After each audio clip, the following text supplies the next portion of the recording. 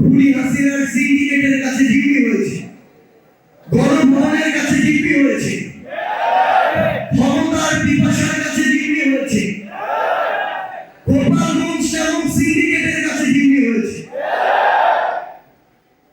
এত কিছুর পরে যখন মানুষের দেয়ালে পিঠ থেকে গিয়েছে, তখন মানুষ মুক্তির আশায় জীবন দিতে পর্যন্ত কার্পণ্য করে।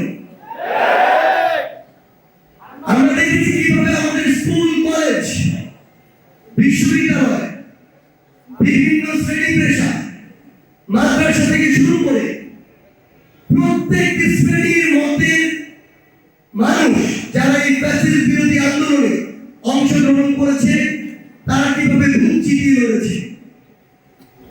যাত্রাবাড়ির একটা দৃশ্য কখনো ভোলার মতো নয়। কয়েকজন ভাইয়ের সাথে কথা হচ্ছিল, তাদের চেহারা দেখে মনে হচ্ছিল তারা হয়তো কোনো মাদ্রাসার ছাত্র, কিন্তু তাদের পরনে টি শার্ট আর ট্রাউজার। যখন তাদেরকে জিজ্ঞাসা করলাম আপনারা কোথায় পড়াশোনা করেন, উত্তরে আসলো তারা মাদ্রাসায় পড়াশোনা করে।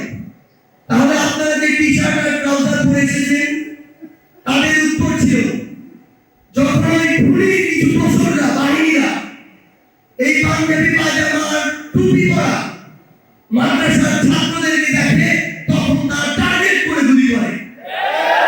আমরা জীবন দিতে এসেছি, কিন্তু তারা যেন টার্গেট হয়ে জীবন না দিতে হয়, আমরা যেন শাহাদাতের মৃত্যু নিয়ে এই পৃথিবী থেকে যেতে পারি, সেই জন্য আমরা এখন টি শার্ট আর ট্রাউজার পরে এসেছি, যেন কোনো একটা গ্রুপ ধরে এই গণহত্যা চালানো হয়।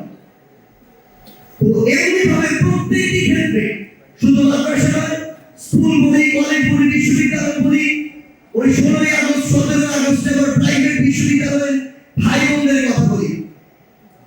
এবং দিন শেষে আমরা এরকম অনেক কারণ দেখেছি, 3, 4, 5 আগস্টে যারা সারাদিন হয়তো অফিসে যেতে হয়েছে, কিন্তু অফিস শেষে সরাসরি রাজপথে এসেছে। আমরা এমন অনেক মানুষকে দেখেছি যারা কোনো না কোনো কারণে নিজে হয়তো আসতে পারেনি, কিন্তু নিজের সন্তান, স্ত্রী তাদেরকে আসতে বাধা দেয়নি।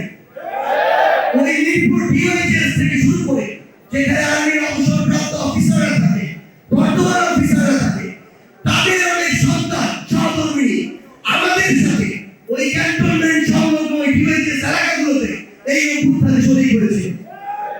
তো এই যে এত জীবন দেওয়ার, রক্ত দেওয়ার তীব্র আকাঙ্ক্ষা, এই আকাঙ্ক্ষাকে কোনোদিন পরিমাপ করা যায় না। আমাদের আকাঙ্ক্ষা ছিল পাহাড় সম, আমাদের এই দেশের আগামী সবকিছু নিয়ে স্বপ্নগুলো ছিল পাহাড় সম। কিন্তু 5ই আগস্টের পরবর্তী সময় আমাদের ক্ষুদ্র জায়গা থেকে প্রত্যক্ষ এবং পরোক্ষভাবে যে বিষয়গুলো দেখছি, যেগুলো আমাদের সম্ভাবনাকে, আজকে যে আকাঙ্ক্ষা এবং সম্ভাবনার কথা আমরা বলছি, সেই সম্ভাবনা